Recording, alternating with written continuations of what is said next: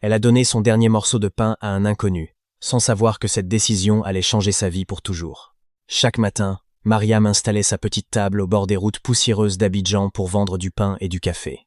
Depuis que son mari était parti, elle élevait seule son fils Ismaël. Aucun appel, aucun message, juste le silence. Mais malgré la douleur, Mariam refusait de devenir une mauvaise personne. Ce soir-là, la pluie tombait fort, et les clients étaient rares. Dans sa boîte, il restait à peine quelques pièces.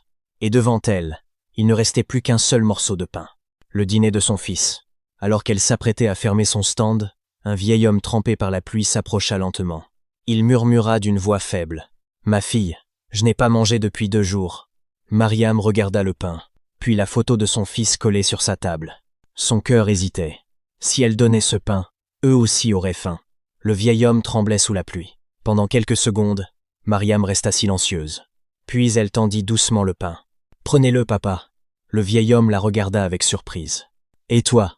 Mariam força un petit sourire malgré les larmes. « Dieu va faire quelque chose. » Le vieil homme partit lentement dans la nuit. Et ce soir-là, Mariam rentra chez elle les mains vides. Quand Ismaël comprit qu'il n'y avait rien à manger, il ne pleura pas. Il prit simplement la main de sa mère et dit « Maman, si tu as aidé quelqu'un, alors Dieu nous voit. » Mariam détourna le visage pour cacher ses larmes. Cette nuit-là, ils se sont endormis le ventre vide. Mais le lendemain matin, quelqu'un frappa à la porte. Mariam ouvrit lentement. 2 hommes élégants se tenaient devant elle. L'un d'eux demanda calmement « Vous êtes bien Mariam Koné ?» Inquiète, elle répondit « Oui ». L'homme sourit doucement. Le vieil homme d'hier est le propriétaire d'une grande entreprise. Mariam resta figée. Il voulait tester le cœur des gens sans révéler son identité. Puis l'homme posa une enveloppe sur la table. « Vous êtes la seule personne qui lui a donné quelque chose, alors que vous n'aviez presque rien. » Les mains tremblantes, Mariam ouvrit l'enveloppe. À l'intérieur, assez d'argent pour ouvrir une vraie boulangerie, payer l'école d'Ismaël, et une lettre. La richesse ne se mesure pas à ce qu'on possède, mais à ce qu'on est capable de donner quand on n'a presque rien. Mariam éclata en sanglots. Cette fois, ce n'était plus des larmes de douleur. Parfois, les personnes les plus pauvres sont celles qui possèdent le cœur le plus riche. Le bien que tu fais dans les moments difficiles finit souvent par revenir quand tu t'y attends le moins.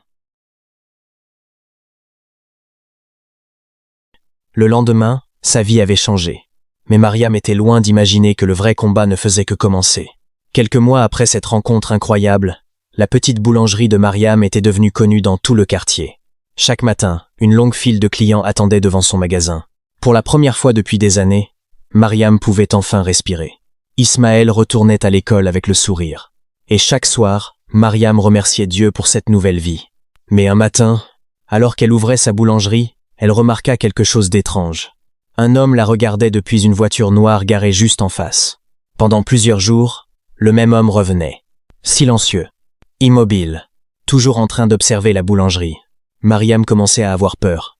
Une nuit, alors qu'elle fermait son magasin, elle trouva une enveloppe glissée sous la porte. À l'intérieur, une vieille photo d'elle avec son mari disparu. Et derrière la photo, une phrase écrite à la main. « Il est vivant ». Le cœur de Mariam s'arrêta presque. Son mari avait disparu depuis des années.